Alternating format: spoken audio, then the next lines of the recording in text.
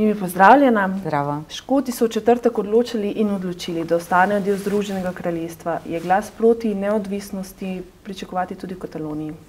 Zgodbi sta primerljivi in vendar zelo različni. Škotske oblasti in London so komunicirali, medtem ko dialoga med Madridom in Barcelono ni. Škotje so smeli organizirati referendum o neodvisnosti, Katalonci ga ne smejo. Zato so našli drugo rešitev, to je tako imenovana konsulta, ali drugače to je nekakšno posvetovalno glasovanje.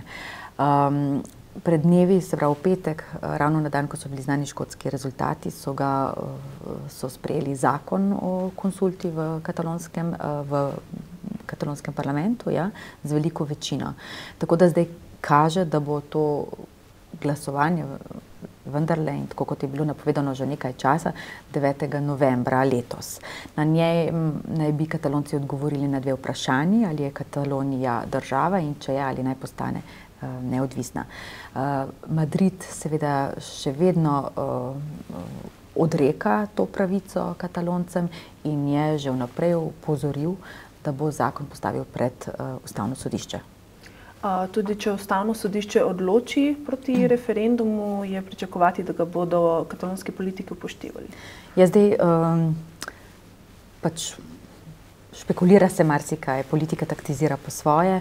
Bilo je tudi slišati, recimo, kako bi ravno iz krogov Arturja Masa, premierja, da bi pač potegnili mogoče datum premakniti v prihodnost, da bi si še pridobili nekaj časa. Po drugi strani tudi zelo verjetno, da bodo vlekli enostranske poteze in take potem lahko povleče tudi Madrid. Ampak vendarle je upati, da bodo našli dialog, da se bodo začeli pogovarjati. Kako enotna pa je katalonska politika, ko gre za vprašanje neodvisnosti? Ja, ta vladajoča koalicija je pač postavila, v bistvu govori o neodvisnosti, to je pač samostojnost, je del njihove volilne pač retorike, dikcije. Po drugi strani je Ljudska stranka, ki je na strani Madrida, jasno, ker je tudi v Madridu oblast konservativna. Potem so pa tudi katalonski socialisti, ki pravijo, da bi se mogoče morali bolj kot za samostojnost najprej zavzemati za federalizem. Vsekakor je pa veliko znakov, da je ustava, ki je iz leta 1978 zastarela in nekako kliče po prenovi. Kakšna pa je podpora referendumom med Katalonci samimi? 11. septembra so se v Barceloni množično zbrali. Ja, 11. septembra so praznovali 300. obletnico padca Barcelone in izgube neodvisnosti, zato je bil to simbolno zelo močan dan.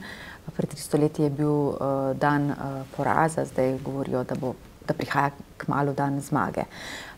To osamosvojitveno gibanje poteka na različnih ravneh, eno je politika, drugo je pa recimo Združenje asambleja, Katalonska narodna skupščina, to je združenje razvejeno, široko razvejeno med Katalonci, znotraj katerega prepričuje navadnega človeka, zakaj ima v prvi vrsti Katalonija pravico, da sama odloči o svoji prihodnosti in zakaj bi morala potem na samostojno pot. Tudi inštitut Ramona Llulla je inštitut, ki širi po zgledu francoskega inštituta Goethejevega ali pa Cervantesovega inštituta, širi to katalonsko kulturo in literaturo. Katalonci, dejstvo je, da so Katalonci narod, da imajo svojo zgodovino, svojo identiteto, literaturo, močan jezik, primerjajo se z velikimi narodi, Španci, Francozi, Italijani.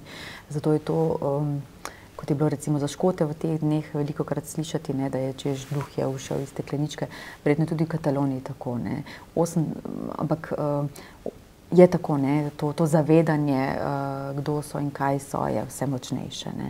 Sploh pa moti ravno ta odsotnost dialoga, nepripravljenost Madrida, da bi se pogovarjal z Barcelono.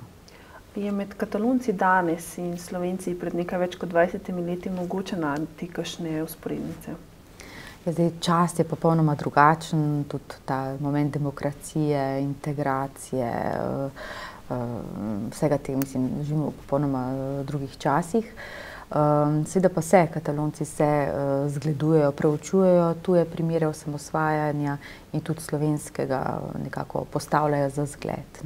če bo treba vleči zelo enostranske odločitve. Hvala. Prosim.